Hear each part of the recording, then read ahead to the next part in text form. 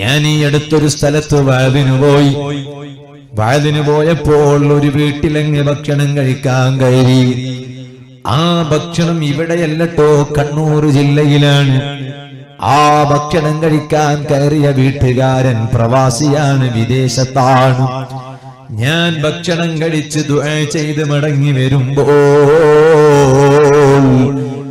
ആ വീട്ടിലെ ഉമ്മ ഒരു മറക്ക് പിന്നിൽ നിന്ന് എന്നോട് ദുആ ചെയ്യാൻ പറയുകയാണ്. ആ ഉമ്മ പറയുന്നു, ഉസ്താദേ, ഒരു നല്ല വീടുണ്ടാകണമെന്ന് ആഗ്രഹമുണ്ട്, ദുആ ചെയ്യണം. ഞാൻ ഉമ്മാന്റെ ദുആ കൊണ്ടുള്ള വസിയത്ത് കേട്ടപ്പോ ഞാൻ അങ്ങ് ഞെട്ടിപ്പോയി. ഞാൻ ആ ഉമ്മാനോട് ചോദിച്ചു, സുബ്ഹാനല്ലാഹ്, ഇത് നല്ല വീടാണല്ലോ. ഞാൻ ഭക്ഷണം കഴിക്കാൻ പോയ വീട് തന്നെ വളരെ വലിയ വീടാണ്.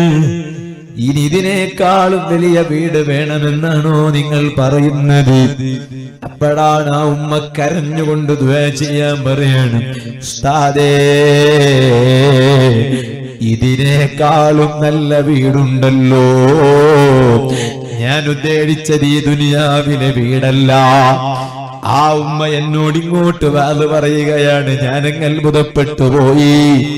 ഓ ഉമ്മമാരെ, നിങ്ങൾ ഇത് കേൾക്കുന്നുണ്ടോ? ഓ സഹോദരിമാരെ, നിങ്ങൾ ഇത് കേൾക്കുന്നുണ്ടോ?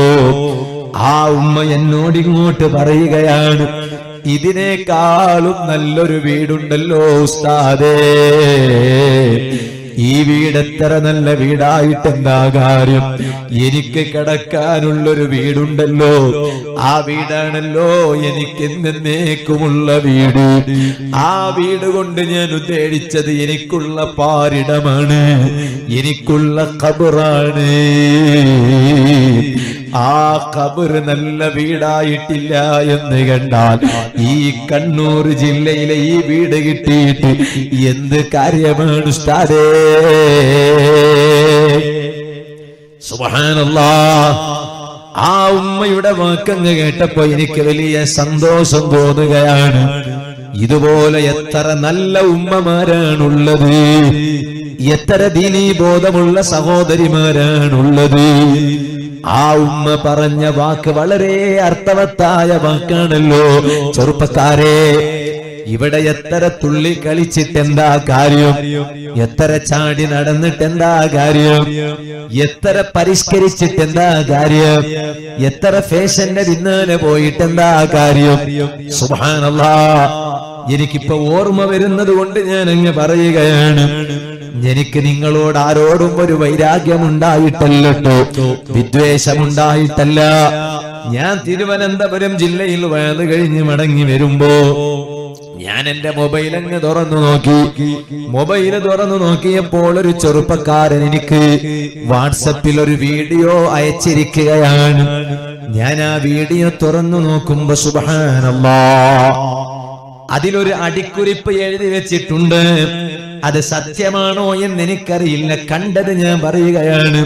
കണ്ടത് ജനങ്ങൾ നന്നാകണമെന്ന് കരുതിയിട്ട് പറയുന്നൊരു സ്വഭാവം പാവപ്പെട്ട എനിക്കല്ല തന്നിട്ടുണ്ട്. അത് നല്ല സ്വഭാവമാണെങ്കിൽ അത് നിലനിന്ന് പോകാൻ വേണ്ടി നിങ്ങൾ ദുആ ചെയ്യണം. അല്ല, നല്ലതല്ല എങ്കിൽ ആ സ്വഭാവം ഇല്ലാതെയാകെ കളയാനും നിങ്ങൾ ദുആ ചെയ്യണം. നിങ്ങൾ മുഅ്മിനീങ്ങളാണല്ലോ, മുഅ്മിനീങ്ങളെ ദുആക്ക് അല്ലാഹു ഉത്തരം തരുമല്ലോ.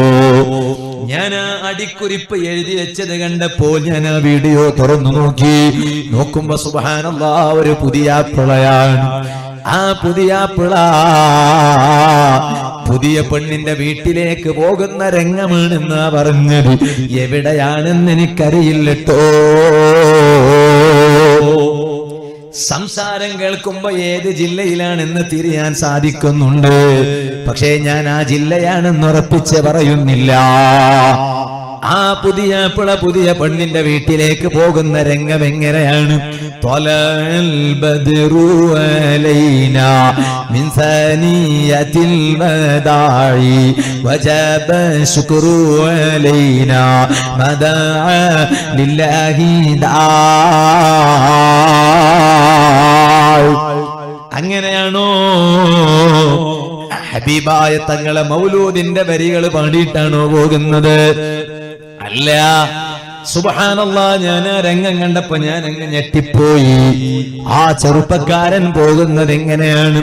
അതാരായാലും ശരി, ഈ പരിപാടി ഇവിടെ ലൈവായി കേൾക്കുന്നുണ്ടല്ലോ, ഇത് ലൈവായി ഇവിടെ പ്രദർശിപ്പിക്കപ്പെടുന്നുണ്ടല്ലോ. ഇതിന്റെ ഈ ഭാഗം ഒരു ക്ലിപ്പായി കട്ട് ചെയ്തിട്ട് അത് ചെയ്തവരാരാണോ, അതിന് കൂട്ടുനിന്നവരാരാണോ, അവർക്കതങ്ങ് എത്തണം. ഇനി മേലിൽ ആ മഹല്ലിൽ അതുപോലെയുള്ളൊരു പരിപാടി നടക്കാൻ പാടില്ല. എന്താണ് ഉപ്പമാരെ നടന്നത്? ഒരു പുതിയാപ്പിള പുതിയ പെണ്ണിന്റെ വീട്ടിലേക്ക് പോകുന്ന രംഗമാണ്. ചിലപ്പോ പ്രായമുള്ള ഉപ്പമാരോട് ഞാനിത് പറഞ്ഞാൽ നിങ്ങൾക്ക് ചിലപ്പോൾ അത് ദഹിക്കണമെന്നില്ല, നിങ്ങൾക്ക് ചിലപ്പോൾ അത് ജീർണമാകണമെന്നില്ല. കയ്യിലതാ ബാറ്റും പിടിച്ചു പോവുകയാണ്. അല്ല, ഞാൻ ചോദിക്കട്ടെ, ഒരു പുതിയ പെണ്ണിന്റെ വീട്ടിലേക്ക് പോകുമ്പോ ഒരു ബാറ്റിന്റെ ആവശ്യമുണ്ടോ? പോരാ, കാലിൽ പാഡ് ധരിച്ചിരിക്കുകയാണ്. എന്തേ, അവിടെ ഒരു LBW ഉണ്ടോ? അവിടെ ഒരു ബോളിംഗ് ഉണ്ടോ?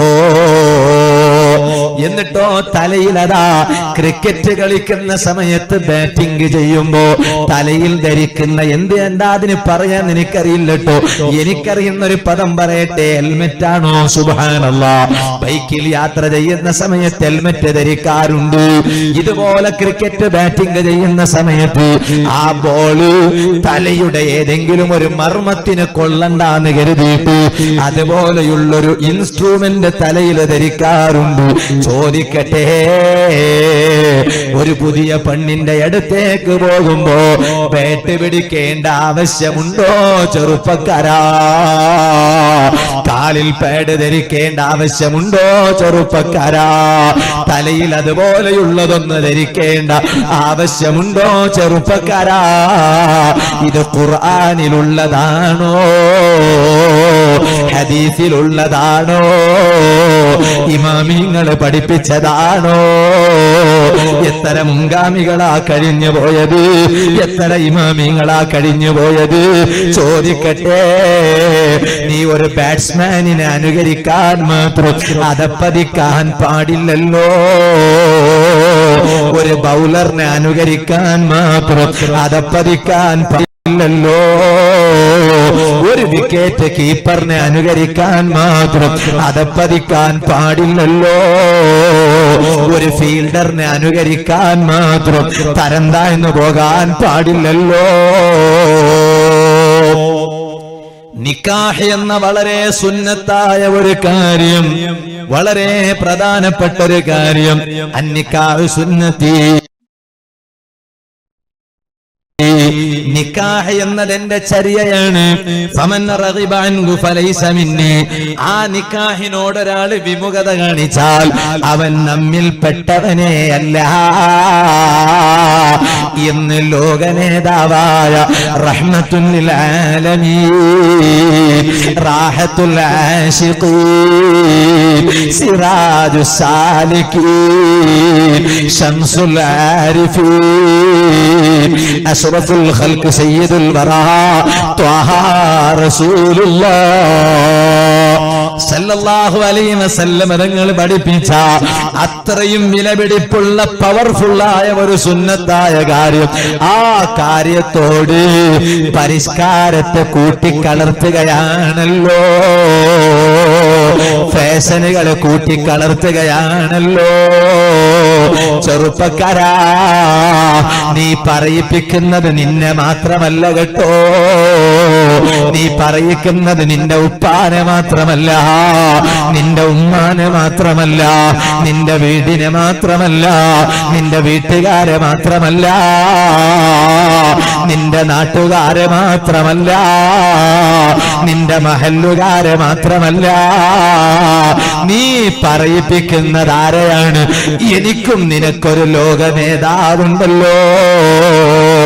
ആ നേതാവല്ലേ ചെറുപ്പക്കാരാ, സ്വർഗത്തിന്റെ വട്ടക്കണ്ണി ആദ്യമായി പിടിച്ചു കുലുക്കുന്ന നേതാവില്ലടാ.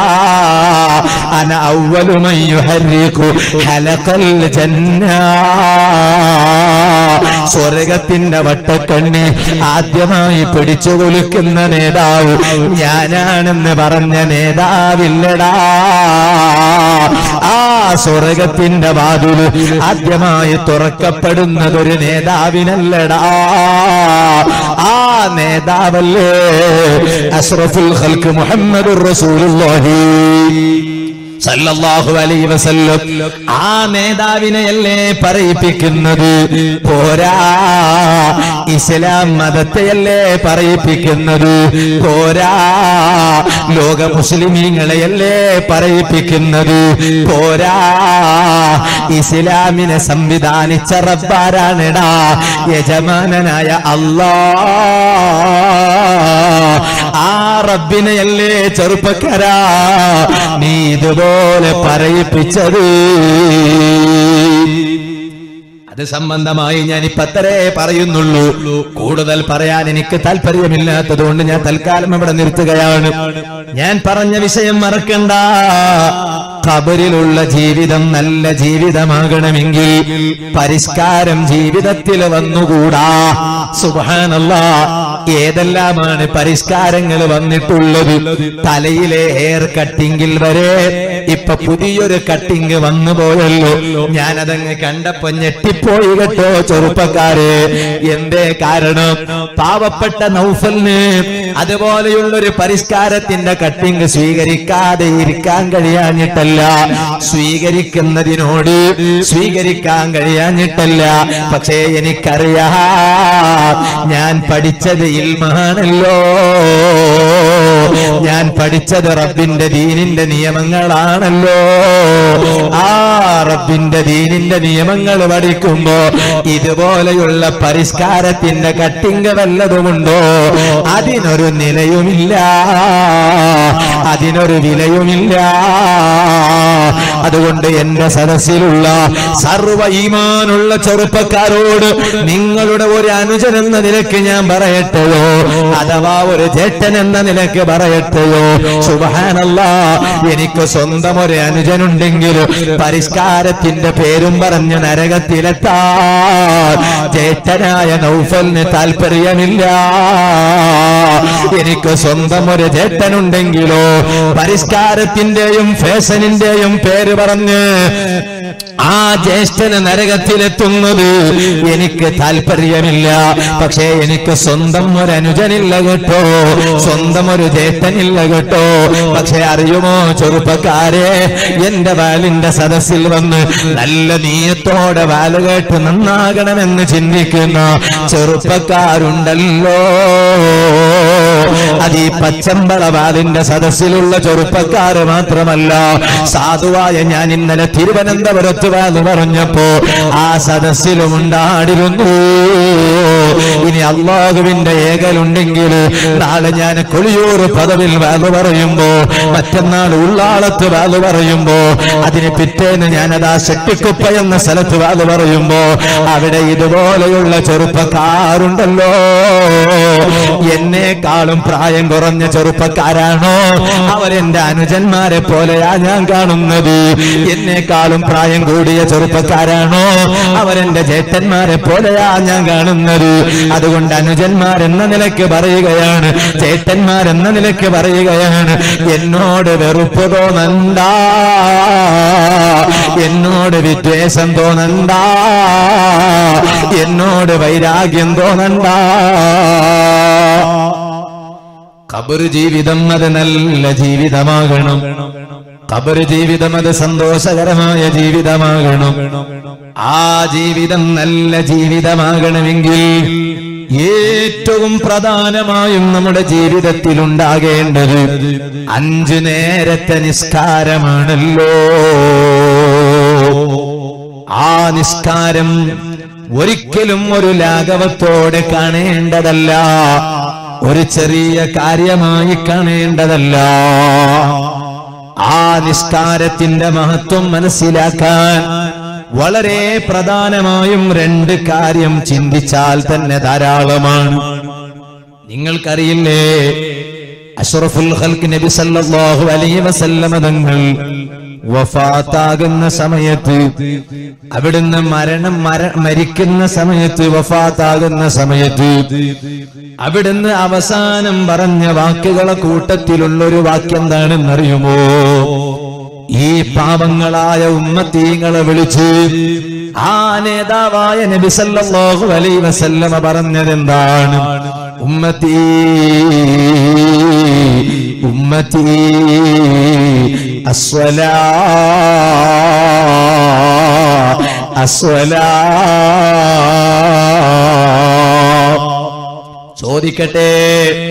ചോദിക്കട്ടെ ചെറുപ്പക്കാരെ, സഹോദരിമാരെ, ഒരു ബാപ്പ മരിക്കാൻ നിൽക്കുകയാണ്, ഒരു ഉമ്മ മരിക്കാൻ നിൽക്കുകയാണ്. അപ്പോഴാണ് ആ ബാപ്പ എല്ലാ മക്കളെയും അടുത്തേക്ക് വിളിച്ചിട്ട് ആ മക്കളോട് പറയുകയാണ്, ബാപ്പ മക്കളെ, ഞാൻ മരിക്കാൻ പോവുകയാണ്, ഞാൻ മരിക്കാൻ പോകുന്നു. പക്ഷേ നിങ്ങളോട് എനിക്കൊരു കാര്യം പറയാനുണ്ട്, ഒരു വസിയത്ത് ചെയ്യാനുണ്ട്. അപ്പൊ മക്കള് ചോദിക്കുന്നു, എന്താണ് ബാപ്പ വസിയത്ത്? വസിയത്ത് ഇന്നതാണെന്ന് ബാപ്പ മക്കളോട് പറഞ്ഞു കൊടുക്കുകയാണ്. എന്നാൽ ഞാൻ ചോദിക്കട്ടെ ചെറുപ്പക്കാരെ, സഹോദരിമാരെ, ആ ബാപ്പ പറഞ്ഞ വസിയത്ത് ആ മക്കള് പൂർത്തിയാക്കാതിരിക്കുമോ? ബാപ്പാനോട് സ്നേഹമുള്ള മക്കളാണെങ്കിൽ, ബാപ്പാനോട് ബഹുമാനമുള്ള മക്കളാണെങ്കിൽ ആ ബാപ്പ പറഞ്ഞത് മക്കള് ചെയ്യാതിരിക്കുമോ? ഇതുപോലെയല്ലേ എല്ലാറ്റിനേക്കാളും നമ്മെ വളരെ നല്ല രൂപത്തിൽ പോറ്റി വളർത്തിയ നമ്മുടെ ഉമ്മ, ആ ഉമ്മ മരിക്കാൻ കിടക്കുന്നു എന്ന് സങ്കല്പിക്കുക. ആ മരിക്കാൻ കിടക്കുന്ന സമയത്ത് ആ ഉമ്മ മക്കളെ വിളിച്ചിട്ട് പറയുന്നു, മക്കളെ, ഞാനിതാ മരിക്കാൻ കിടക്കുകയാണ്, എനിക്ക് നിങ്ങളോടൊരു പ്രധാനപ്പെട്ട വസിയത്ത് ചെയ്യാനുണ്ട്. മക്കള് ചോദിക്കുന്നു, എന്താണ് ഉമ്മ വസിയത്ത്? അത് ഇന്നതാണെന്ന് ഉമ്മ പറഞ്ഞു കൊടുക്കുകയാണ്. ചോദിക്കട്ടെ, ഉമ്മാനോട് ബഹുമാനമുള്ള മക്കളാണെങ്കിൽ, ഉമ്മാനോട് ആദരവുള്ള മക്കളാണെങ്കിൽ, ഉമ്മാനോട് സ്നേഹമുള്ള മക്കളാണെങ്കിൽ ആ മക്കൾ ഉമ്മാന്റെ വസിയത്ത് നടപ്പിലാക്കാതിരിക്കുമോ? ഉമ്മാന്റെ വസിയത്ത് ചെയ്യാതിരിക്കുമോ? എന്നാൽ ഇനി ഒന്നും കൂടി ചോദിക്കട്ടെ ചെറുപ്പക്കാരെ, സഹോദരിമാരെ, സ്വന്തം ഉമ്മാനേക്കാളും സ്വന്തം ബാപ്പാനേക്കാളും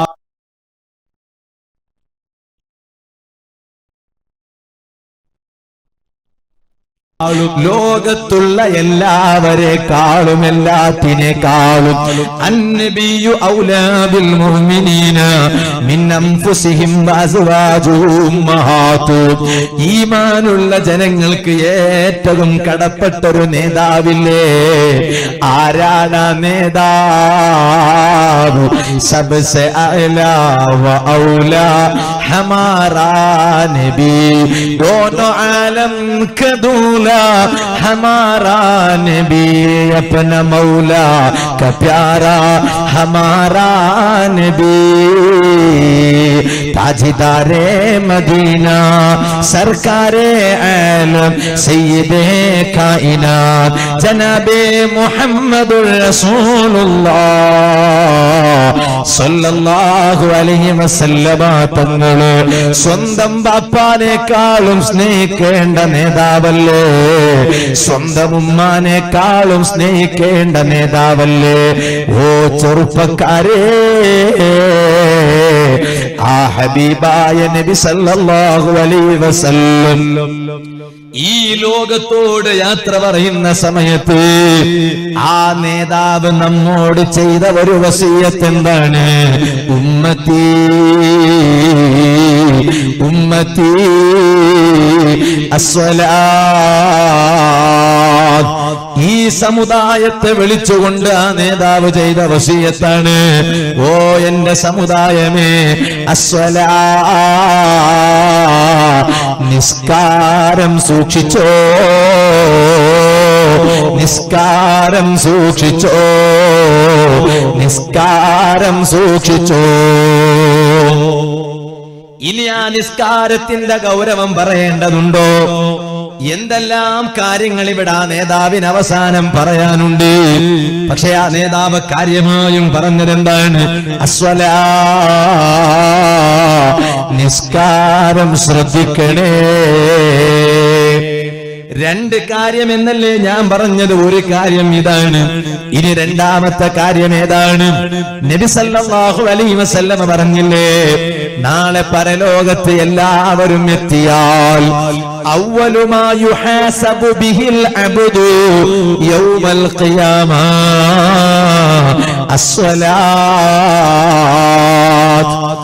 ഖിയാമത്ത് നാളിൽ അടിമയെത്തുമ്പോൾ ആ അടിമയോട് ഒന്നാമതായി ചോദിക്കപ്പെടുന്ന ചോദ്യം എന്താണ്? പല ചോദ്യങ്ങളും അല്ലാഹു തആലക്ക് ചോദിക്കാനുണ്ട്. പക്ഷേ ആ അടിമയോട് അല്ലാഹു തആലക്ക് ആദ്യമായി ചോദിക്കാനുള്ള ചോദ്യം ഏതാണ്? അവ്വലു മാ യുഹാസബു ബിഹിൽ അബ്ദു യൗമൽ ഖിയാമ അസ്സലാ, നിസ്കാരമാണ് കേട്ടോ. ഒന്നാമത്തെ ചോദ്യം അടിമയോട് റബ്ബിൻ്റെത് അതാണ്. അടുത്ത ചോദ്യങ്ങൾ ഒരുപാട് വരാനുണ്ട്. പക്ഷേ ഒന്നാമതായി അടിമയോട് റബ്ബിന് ചോദിക്കാനുള്ളത് അസ്വലാ, ഓ മനുഷ്യ, ഓ എന്റെ അടിമ, നിനക്ക് ഞാൻ 5 നേരത്തെ നിസ്കാരം ഫർളാക്കിയിരുന്നല്ലോ. ആ 5 നേരത്തെ നിസ്കാരം നീ കൃത്യമായും നിസ്കരിച്ചിട്ടുണ്ടോ? അതാണ് റബ്ബ് അടിമകളോട് ചോദിക്കുന്ന ഒന്നാമത്തെ ചോദ്യമെന്ന് ഹബീബായ നബി സല്ലല്ലാഹു അലൈഹി വസല്ലം പറയുമ്പോ ആ ചോദ്യത്തിന്റെ ഗൗരവം പറയേണ്ടതുണ്ടോ? സുബ്ഹാനല്ലാഹ്. വളരെ ഗൗരവത്തിൽ ഞാൻ ഇടയ്ക്കൊരു കാര്യം ഓർമ്മപ്പെടുത്തുകയാണ്. ചില കല്യാണ വീടുകളുണ്ട്. കല്യാണത്തിന് ഒരുങ്ങി നിൽക്കുന്ന ചെറുപ്പക്കാരെ, സഹോദരിമാരെ, നിങ്ങളോട് ഞാൻ ഒരു കാര്യം പറയട്ടെ. അധിക കല്യാണത്തിന്റെയും കാരണക്കാരായ പുതിയാപ്പിളയുടെയും പുതിയ പെണ്ണിന്റെയും കല്യാണ ദിവസത്തിലെ ളുഹ്ർ നിസ്കാരവും അസ്ർ നിസ്കാരവും മിക്കവാറും ഖളാണ് കേട്ടോ. ഒരു വാശി പിടിക്കണം, ഒരു വാശി പിടിക്കണം. എന്താണ് വാശി? ഞാൻ എന്റെ കല്യാണ ദിവസത്തിലെ ളുഹ്ർ നിസ്കാരം എത്ര എന്ത് കാരണമുണ്ടായാലും ഞാൻ ഖളാ ചെയ്യൂല. സുബ്ഹാനല്ലാഹ്. ഓ സഹോദരിമാരെ, കല്യാണത്തിന് ഒരുങ്ങി നിൽക്കുന്ന സഹോദരിമാരെ, അടുത്ത കാലങ്ങളിൽ കല്യാണമുള്ള സഹോദരിമാരെ, നിന്നെ അതാ തലയിൽ പൂ വെച്ച് പിടിപ്പിച്ച്, പുഷ്പങ്ങൾ വെച്ച് പിടിപ്പിച്ച്, നിന്റെ തലയിൽ തട്ടമിടിച്ച് നിന്നെ അതാ ഒരു സ്ഥലത്ത് ഇങ്ങനെ ഇരുത്തുകയാണ്. അന്യ പുരുഷന്മാരെ മുന്നിൽ ഏതായാലും ഇരുത്താൻ പാടില്ല. ഞാനിപ്പോ അതിലേക്ക് കടക്കുന്നില്ല. എന്റെ വിഷയം അതല്ല, ബാക്കി കാര്യങ്ങളും കൂടി പറയാനുള്ളത് കൊണ്ട്. അതേ സമയത്ത് നാട്ടിലെ ഉമ്മമാർക്കിടയിൽ തന്നെ, നാട്ടിലെ സഹോദരിമാർക്കിടയിൽ തന്നെ നിന്നെ അതാ അവിടെ ഇങ്ങനെ പുഷ്പങ്ങൾ തലയിൽ വെച്ചു പിടിപ്പിച്ച്, നിനക്ക് നിന്റെ തലയിൽ അതാ തട്ടമിട്ട് നീ അവിടെ ഇങ്ങനെ ഇരിക്കുന്ന സമയത്ത് നീ മറക്കണ്ട പെങ്ങളെ, നിനക്ക് കല്യാണത്തിന് അവസരമുണ്ടാക്കി തന്ന ഒരു രാജാവുണ്ടല്ലോ. ആ രാജാവിന്റെ പേരും പറഞ്ഞ് പള്ളിയിൽ നിന്ന് ബാങ്ക് വിളി കേട്ടില്ലേ? ആ നിസ്കാരത്തിന്റെ വിളിയങ്ങ് കേട്ടപ്പോ നീ കല്യാണ ദിവസത്തിലെ പുതിയ പെണ്ണാണെങ്കിലും നിനക്ക് കല്യാണത്തിനുള്ള ഭാഗ്യം തന്ന രാജാവുണ്ടല്ലോ, ആ രാജാവിനെ മറന്നുകൂടാ, ആ രാജാവിനെ കൈവിട്ടുകൂടാ. ഞാൻ എന്തിനാണിത് പറഞ്ഞത്?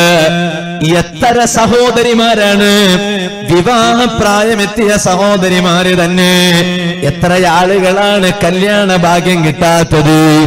കർണാടകയിൽ നിന്നൊരു സഹോദരി എന്നെ വിളിച്ചിട്ട് പറഞ്ഞു, ഉസ്താദേ എനിക്കൊന്ന് ദുആ ചെയ്യണം.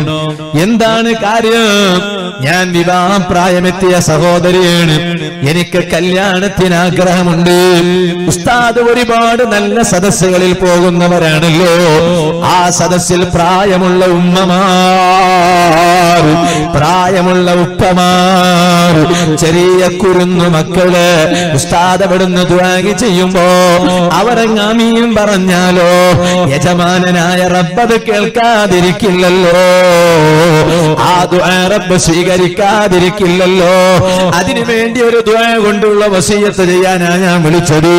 ഞാൻ പറഞ്ഞു ഞാൻ ദുആ ചെയ്യാം. സുബ്ഹാനല്ലാഹ്.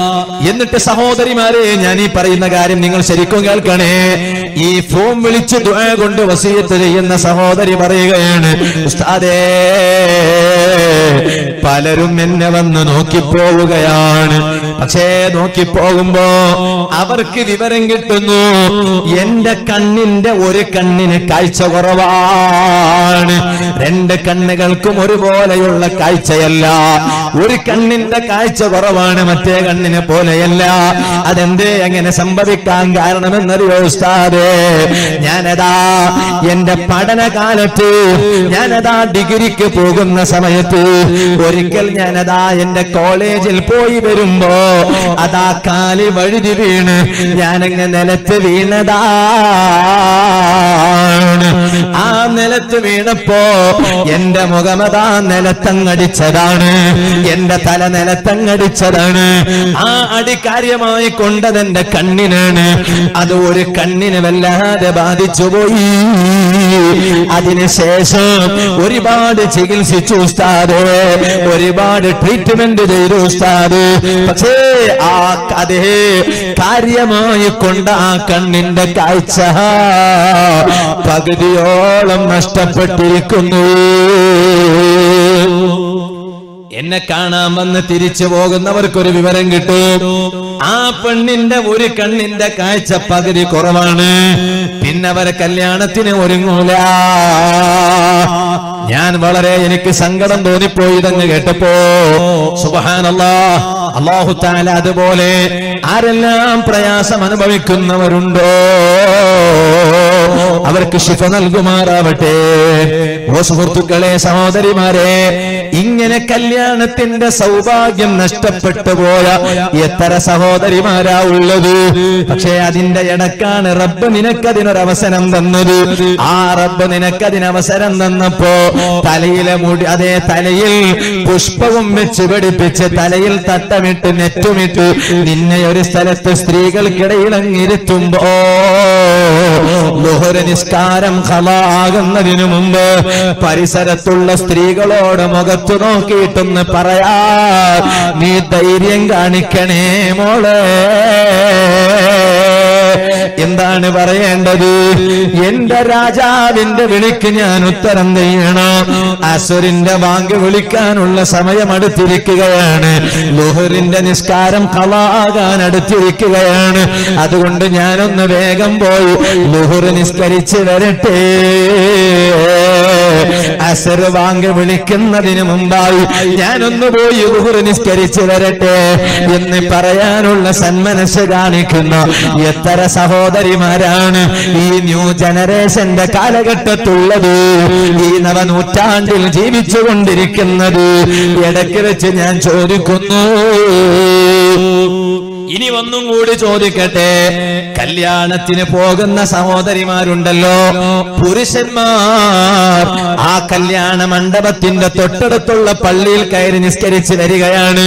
അതേ സമയത്ത് ഓ ഉമ്മമാരെ, ഓ സഹോദരിമാരെ, നിങ്ങളുടെ സ്വന്തം വീടുകളിലുള്ള സമയത്ത് നിങ്ങൾ കൃത്യം ബാങ്ക് കേട്ട ഉടനെ നിസ്കരിക്കാറുണ്ടല്ലോ. അതേ സമയത്ത് നിങ്ങൾ കല്യാണ മണ്ഡപത്തിൽ പോയാലോ, കല്യാണ ഓഡിറ്റോറിയത്തിൽ പോയാലോ പോയാലോ, നിങ്ങൾ വേറെ ഒരു കല്യാണ വീട്ടിൽ പോയാലോ, എന്റെ ഉമ്മമാരെ, സ്വന്തം വീട്ടിലുള്ള സമയത്ത് കൃത്യമായും നിസ്കരിക്കുന്ന ഉമ്മമാർ, കൃത്യമായും നിസ്കരിക്കുന്ന സഹോദരിമാർ, അതേ കല്യാണ വീട്ടിലെത്തിയ, കല്യാണ മണ്ഡപത്തിലെത്തിയ, മാരേജ് ഓഡിറ്റോറിയമിലെത്തിയ, റബ്ബിന് വേണ്ടി ഒരു 4 റക്അത്ത് ളുഹർ നിസ്കാരമുണ്ട് എന്നത് മറന്നു പോകുന്നത് എന്തിനാണ്? ഞാനൊരു ചരിത്രം പറയട്ടെ. ജീവിതകാലത്ത് നിസ്കാരം വളരെ ചെറുതായി കാണുന്നവർക്ക് ഖബറിലുള്ള ശിക്ഷയുമായി ബന്ധപ്പെട്ടൊരു ചരിത്രം പറഞ്ഞു തരട്ടെ. ആ ചരിത്രം വെറുതെ പറയുകയല്ല, ഇമാമിങ്ങൾ കിതാബുകളിൽ രേഖപ്പെടുത്തിയ സംഭവമാണ്. സുബ്ഹാനല്ലാഹ്. ബഹുമാനപ്പെട്ട അബുൽ ലൈത്ത് സമർഖന്ദി റളിയല്ലാഹു അൻഹു തംബീഹുൽ ഗാഫിലീൻ എന്ന കിതാബിൽ രേഖപ്പെടുത്തിയ സംഭവമാണ്. എന്താണ് സംഭവം? മദീനയിൽ ഒരു സഹോദരി ഉണ്ടായിരുന്നു. ഉമ്മമാരെ, നിങ്ങൾ ശരിക്കും കേൾക്കുന്നുണ്ടല്ലോ? സഹോദരിമാരെ, നിങ്ങൾ, മദീനയിൽ ഒരു സഹോദരി ഉണ്ടായിരുന്നു. ആ സഹോദരി പെട്ടെന്ന് മരണപ്പെടുകയാണ്. ആ സഹോദരിക്കൊരു സഹോദരനും ഉണ്ടായിരുന്നു. ആ സഹോദരി മരണപ്പെട്ടപ്പോൾ ആ സഹോദരിയുടെ മയ്യത്ത് കുളിപ്പിച്ചു. കഫൻ വസ്ത്രം കൊണ്ട് സഹോദരിയുടെ മയ്യത്ത് പൊതിഞ്ഞു. ആ സഹോദരിയുടെ മയ്യത്ത് നിസ്കാരം നടന്നു, ജനാസ നിസ്കാരം നടന്നു. ആ മയ്യത്തിനെ കൊണ്ടുവന്ന് ഖബറിലങ്ങ് മറവ് ചെയ്യുകയാണ്. കൂടെ സഹോദരനുണ്ട്. ആ സഹോദരനാണ് അതിന്റെ എല്ലാം മുന്നിലുണ്ടായത് സജീവമായും. അങ്ങനെ മയ്യത്തിനെ മറവ് ചെയ്തു. സഹോദരിയുടെ മയ്യത്തിനെ മറവ് ചെയ്തു. മറവ് ചെയ്തതിന് ശേഷം മടങ്ങി വരികയാണ്, വീട്ടിലെത്തുകയാണ്. വീട്ടിലെത്തിയപ്പോഴാണ് ആ സഹോദരൻ ചിന്തിക്കുന്നത്, സുബ്ഹാനല്ലാഹ്, എന്റെ സഹോദരിയുടെ മയ്യത്ത് മറവ് ചെയ്യാൻ ആ മയ്യത്ത് കൊണ്ടുപോകുമ്പോ എന്റെ കൂടെ ഒരു കവറുണ്ടായിരുന്നല്ലോ, എന്റെ കൂടെ ഒരു സഞ്ചിയുണ്ടായിരുന്നല്ലോ. ആ കവർ ഇപ്പൊ കാണുന്നില്ലല്ലോ, ആ സഞ്ചി ഇപ്പൊ കാണുന്നില്ലല്ലോ. ആ കവർ എവിടെ പോയി? കുറച്ചു നേരം കൂടി ചിന്തിച്ചപ്പോഴാ മനസ്സിലാകുന്നത്, ആ കവർ വേറെ എവിടെയും പോയിട്ടില്ല. എന്റെ സഹോദരിയെ മറവ് ചെയ്ത കബറുണ്ടല്ലോ, ആ പാരിടത്തിന്റെ ഉള്ളില് എന്റെ സഹോദരിയെ മറവ് ചെയ്തപ്പോ ആ എന്റെ കയ്യിലുള്ള കവറ് ആ ഖബറിൽ വീണിരിക്കുന്നു. വളരെ വിലപിടിപ്പുള്ള വസ്തുവാണ് ആ സഞ്ചിയിലുള്ളത്. എന്നാൽ പിന്നെ അത് ഖബറിൽ നിന്ന് എടുക്കണമല്ലോ. ഈ സഹോദരൻ ഖബർസ്ഥാനിലേക്ക് അങ്ങ് പോവുകയാണ്. ഒറ്റക്ക് പോകാൻ വല്ലാത്ത പേടിയാണ്. അയൽവാസിയായ ഒരു പുരുഷനുണ്ട്. ആ അയൽവാസിയോട് പറഞ്ഞു, നീ ഒന്ന് എന്റെ കൂടെ വരുമോ? എന്റെ കയ്യിലുണ്ടായിരുന്ന വിലപിടിപ്പുള്ളൊരു കവറ്, അത് എന്റെ സഹോദരിയെ ഖബറിലങ്ങ് മറവ് ചെയ്തപ്പോ ആ സഹോദരിയുടെ ഖബറിൽ വീണിരിക്കുകയാണ്. നീയും എന്റെ കൂടെയൊന്ന് വന്നാൽ നമുക്കൊന്ന് പോയിട്ട് അതൊന്ന് എടുത്തുകൊണ്ടുവരാം. സുബ്ഹാനല്ലാഹ്. അയൽവാസി കൂടെ കൂടി. ഈ സഹോദരനും അയൽവാസിയും 2 പേരും അങ്ങ് പോവുകയാണ്. ആ നാട്ടിലെ പള്ളി പരിസരത്തുള്ള പള്ളിക്കാട്ടിലേക്ക് പോവുകയാണ്. ആ പള്ളിക്കാട്ടിലാണല്ലോ സഹോദരിക്ക് വേണ്ടി തുറന്നു വെച്ച ഖബറിൽ സഹോദരിയുടെ മയ്യത്തിനെ മറവ് ചെയ്തിട്ടുള്ളത്. ആ സഹോദരിയുടെ ഖബറിന്റെ അടുത്തെത്തുകയാണ്. സഹോദരിയുടെ ഖബറിന്റെ അടുത്തെത്തിയപ്പോ ആ സഹോദരിയുടെ ഖബറിനെ മൂടിയിട്ട ആ മണ്ണങ്ങെടുക്കുന്നു. മണ്ണ് എടുത്ത ഉടനെ മൂടുകല്ലിന്റെ മുകളിൽ തന്നെ ഈ കവറ് പ്രത്യക്ഷപ്പെട്ടിരിക്കുകയാണ്. വേഗം ആ കവറങ്ങെടുത്തു. കവറങ്ങെടുത്തിട്ട് മണ്ണങ്ങ് മൂടിയിട്ട് ഈ സഹോദരൻ മടങ്ങി വരാൻ ഒരുങ്ങി നിൽക്കുമ്പോ ഈ സഹോദരന്റെ മനസ്സിലൊരു ചിന്ത ഉദിക്കുകയാണ്. എന്താണ് ചെറുപ്പക്കാരെ ഈ സഹോദരന്റെ മനസ്സിലൊരിച്ച ചിന്ത? എന്താണ് സഹോദരിമാരെ ഈ സഹോദരന്റെ മനസ്സിലൊരിച്ച ചിന്ത? എന്താ? ആ മയ്യത്തിന്റെ സഹോദരൻ ചിന്തിക്കുകയാണ്, ഏതായാലും നഷ്ടപ്പെട്ടു പോയ കവറ്, വിലപിടിപ്പുള്ള സന്ധി അത് തിരിച്ചു കിട്ടിയിരിക്കുകയാണ്. ഇനി ഞാൻ ഒന്നും കൂടി നോക്കിയാലോ? ഈ ഖബറിനെ മൂടിയിട്ട മണ്ണുണ്ടല്ലോ, ആ മണ്ണങ്ങെടുത്ത് ഖബറിനെ മൂടിയ മൂടുകല്ലുണ്ടല്ലോ, ആ മൂടുകല്ലങ്ങെടുത്ത് ഞാൻ ആ മൂടുകല്ലിന്റെ ഉള്ളിലേക്ക് ഞാനങ്ങ് നോക്കട്ടെ. അല അയ്യത്തി ഹാലത്തിൻ കാനത്ത് ഉഖ്തി, ഈ ഖബറിന്റെ ഉള്ളിൽ എന്റെ സഹോദരി ഏതൊരു അവസ്ഥയിലാണുള്ളത്, ഏതൊരു സ്ഥിതിയിലാണുള്ളത്, ഞാനൊന്ന് നോക്കട്ടെയോ. സുബ്ഹാനല്ലാഹ്. അങ്ങനെ കൂടെ വന്ന അയൽവാസിയോട് ഈ സഹോദരൻ പറയുകയാണ്, തനഹാനി, ഒരൽപ്പം മാറി നിൽക്കുമോ സഹോദരാ, ഒരൽപ്പം മാറി നിൽക്കുമോ സഹോദരാ. ആ അയൽവാസിയായ മനുഷ്യൻ മാറി നിൽക്കുകയാണ്. ഈ മയ്യത്തിന്റെ ആങ്ങള എന്തു ചെയ്തു, ഈ മയ്യത്തിന്റെ സഹോദരൻ എന്തു ചെയ്തു? ഞാനിത് വെറുതെ പറയുകയല്ല, സമയം പാഴാക്കാനായി പൊട്ടീസ് പറയുകയല്ല. അങ്ങനെ പറയുന്നൊരു സ്വഭാവമില്ലേ? ഇല്ല. ലോക പ്രശസ്ത പണ്ഡിതനായ ഇമാം അബുൽ ലൈത്ത് സമർഖന്ദി റളിയല്ലാഹു അൻഹു തംബീഹുൽ ഗാഫിലീൻ എന്ന കിതാബിൽ നിസ്കാരത്തിന്റെ മഹത്വം പറഞ്ഞ സ്ഥലത്ത് ഞാനിപ്പോ പറഞ്ഞുകൊണ്ടിരിക്കുന്ന സംഭവം മഹാനവറുകളെ രേഖപ്പെടുത്തിയിട്ടുണ്ട് കേട്ടോ, എഴുതി വെച്ചിട്ടുണ്ട് കേട്ടോ, ഉൾക്കൊള്ളിച്ചിട്ടുണ്ട് കേട്ടോ. സുബ്ഹാനല്ലാഹ്.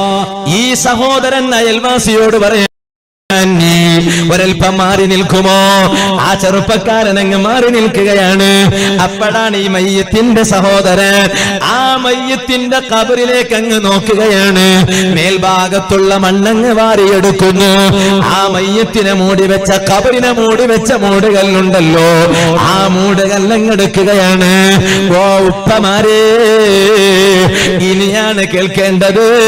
ഓ ചെറുപ്പക്കാരേ, ഇനിയാണ് ശ്രമിക്കേണ്ടത്. ഓ ഉമ്മമാരെ, ഇനിയാണ് ചിന്തിക്കേണ്ടത്. ഓ സഹോദരിമാരെ, ഇനിയാണ് മനസ്സിലാക്കേണ്ടത്, ഇനിയാണ് ഉൾക്കൊള്ളേണ്ടത്. എന്റെ ശബ്ദം ശ്രവിക്കുന്ന നല്ലവരായ പ്രവാസികളെ പറയട്ടെ, നിങ്ങളുടെ സുബഹി നിസ്കാരം എത്ര ഖലാ, സുബഹി നിസ്കാരം ഖലാക്കിയിട്ട് വാല കേട്ടിട്ട് കാര്യമുണ്ടോ? വാല പറയുന്ന മുസ്ലിയാര് വാല പറയാൻ വലിയ ഉഷാറാണ്, വാല പറയാൻ വലിയ ആവേശമാണ്. പക്ഷേ വാല പറഞ്ഞതിന് ശേഷം അതേ ദർസിൽ പോയി കിടന്നുറങ്ങിയിട്ട്, പള്ളിയിൽ പോയി കിടന്നുറങ്ങിയിട്ട്, വീട്ടിൽ പോയി കിടന്നുറങ്ങിയിട്ട് പിറ്റേത്തെ സുബഹിക്ക് വാല പറഞ്ഞ മുസ്ലിയാർ എണീക്കുന്നില്ല എന്ന് കണ്ടാൽ ആ വാലുകൊണ്ട് വല്ല നേട്ടമുണ്ടോ? വാല് സംഘടിപ്പിച്ച സംഘാടകര്, വാല് സംഘടിപ്പിക്കാൻ വലിയ ആവേശമാണ്, വാല് സംഘടിപ്പിക്കാൻ വലിയ ഗമയാണ്. പക്ഷേ വാലും കഴിഞ്ഞ് വീട്ടിൽ പോയി കിടന്നുറങ്ങിയിട്ട് പിറ്റേന്ന് സുബഹിക്ക് പള്ളിയിൽ നിന്ന് ഹയ്യ അലസ് സ്വലാ, നിസ്കാരത്തിലേക്ക് വായോ, ഹയ്യ അലൽ ഫലാ, നിസ്കരിച്ചിട്ട് വിജയം നേടിയെടുത്തു.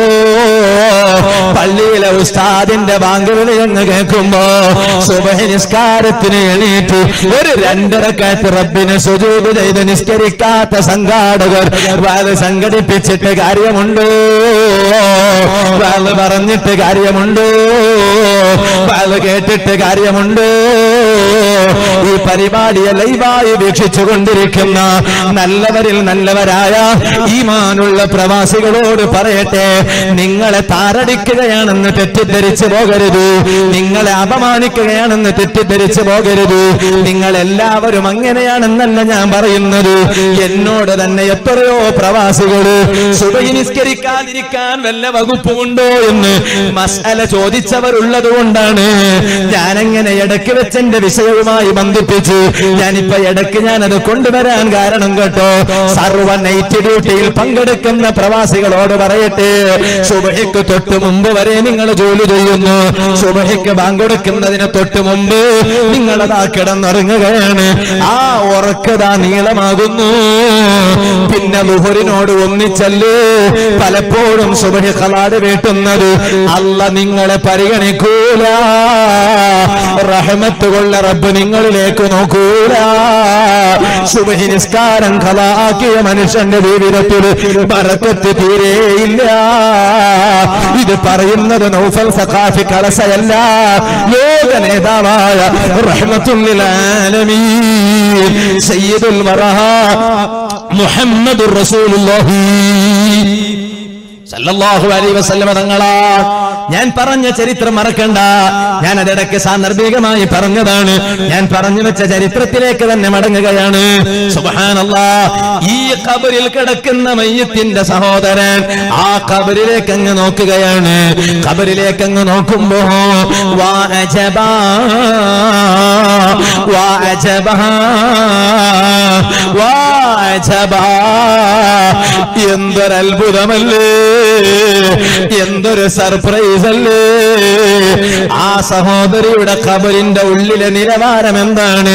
ഫഇദൽ ഖബറു മുസ്തഇലുൻ നഹാറാ, ഫഇദൽ ഖബറു മുസ്തഇലുൻ നഹാറാ, ഫഇദൽ ഖബറു മുസ്തഇലുൻ നഹാറാ. ഓ ചെറുപ്പക്കാരാ, ആ ഖബറിന്റെ ഉള്ളില്, ആ സഹോദരന്റെ പെങ്ങളെ ഖബറിന്റെ ഉള്ളില്, ആ സഹോദരിയുടെ ഖബറിന്റെ ഉള്ളില് തീ ആളിക്കത്തുന്നു. എനിക്കും കിടക്കാനൊരു ഖബറില്ലയോ? നിങ്ങൾക്കും കിടക്കാനൊരു ഖബറില്ലയോ? ഉമ്മമാരേ, നമുക്കും കിടക്കാനൊരു ഖബറില്ലയോ? അതെവിടെയാണ് നീ പാവപ്പെട്ടവെന്നറിയില്ല, ഒരാൾക്കും അറിയില്ല. നാട് പച്ചമ്പളമായതുകൊണ്ട് പച്ചമ്പള പരിസരത്ത് ഖബറ് കിട്ടിക്കൊള്ളണമെന്നില്ല. നാട് ഇച്ചിലങ്കോടായതുകൊണ്ട് ഇച്ചിലങ്കോട് പള്ളിക്കാട്ടിൽ കടന്നു കൊള്ളണമെന്നില്ല. നാട് ചിക്കമകളൂർ ജില്ലയിലെ കളസയായതുകൊണ്ട് കളസയിലെ പള്ളിക്കാട്ടിൽ കടക്കാൻ കഴിഞ്ഞു കൊള്ളുന്നില്ല.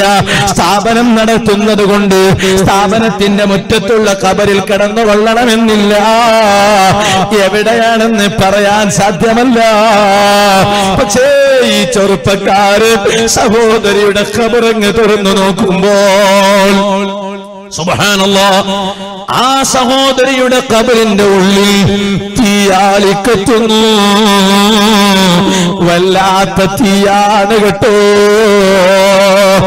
ഈ സഹോദരൻ ഇതങ്ങ് കണ്ടപ്പോ സങ്കടപ്പെട്ടുപോയി.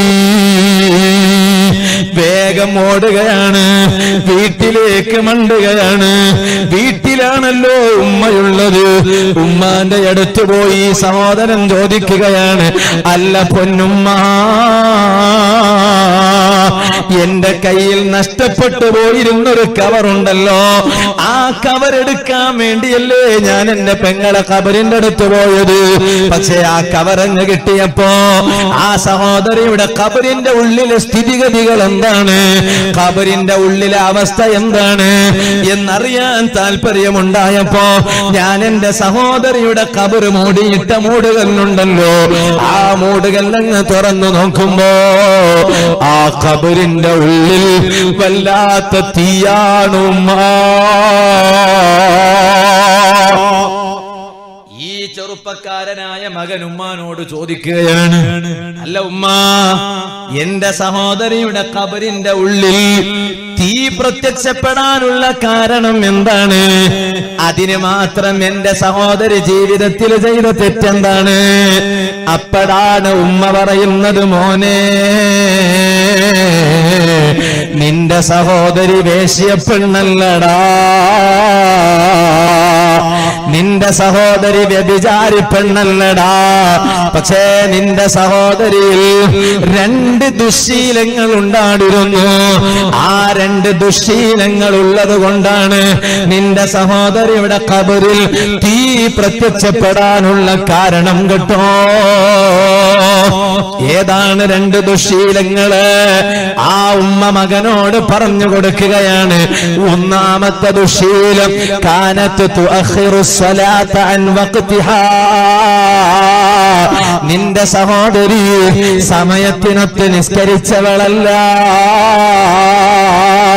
പലപ്പോഴും നിന്റെ സഹോദരിയുടെ നിസ്കാരങ്ങൾ മുഴുവനും ഖളാണ് കേട്ടോ. സമയത്തെ തൊട്ട് പിന്തിപ്പിക്കാതെ നിന്റെ സഹോദരിയുടെ ജീവിതത്തിൽ നിസ്കാരമില്ല. നിങ്ങളൊന്ന് നോക്കൂ, ആ നിസ്കാരം പിന്തിപ്പിച്ച് നിസ്കരിച്ചത് കൊണ്ടാണ് ആ ഖബറിൽ തീ പ്രത്യക്ഷപ്പെടാനുള്ള കാരണോ. ഇനി ഏതാണ് 2ാമത്തെ കാരണം? ആ ഉമ്മ മകനോട് പറഞ്ഞു കൊടുക്കുകയാണ്. അബുൽ ലൈത്ത് സമർഖന്ദി റളിയല്ലാഹു അൻഹു തംബീഹുൽ ഗാഫിലീനിൽ രേഖപ്പെടുത്തുകയാണ്. സുബ്ഹാനല്ലാഹ്. വകാനത്ത് തംശീ ബിൻ നമീമ. ആ മകൾക്കൊരു സ്വഭാവമുണ്ടായിരുന്നു, ആ സഹോദരിക്കൊരു സ്വഭാവമുണ്ടായിരുന്നു. കാനത്ത് തംശീ ബിൻ നമീമ. ആ സഹോദരി ഏഷണിയുമായി നടക്കുന്നവളാണ്. ഇവിടെ വന്നിട്ടൊന്ന് പറയുന്നു ഇയാളെ തൃപ്തിപ്പെടുത്താൻ, അവിടെ പോയിട്ടൊന്ന് പറയുന്നു അവരെ തൃപ്തിപ്പെടുത്താൻ. എന്നിട്ട് ഈ 2 ആളുകൾക്കുമിടയിൽ തെറ്റിക്കുകയാണ്. അതാണല്ലോ നമീമത്ത്, അതാണല്ലോ ഏഷണി. അതിന്റെ ഒരു ഭാഗമാണല്ലോ ഫിത്ന എന്നത്, അതിന്റെ ഒരു ഭാഗമാണല്ലോ ഫസാദ് എന്നത്. ആ രൂപത്തിൽ നമീമത്തുമായി നടന്നവളാണ് ഇവള്. ഈ 2 കാരണങ്ങളെ കൊണ്ടാണ് ഖബറിൽ ശിക്ഷ കിട്ടിയത് കേട്ടോ, ഖബറിൽ തീ പ്രത്യക്ഷപ്പെട്ടത് കേട്ടോ.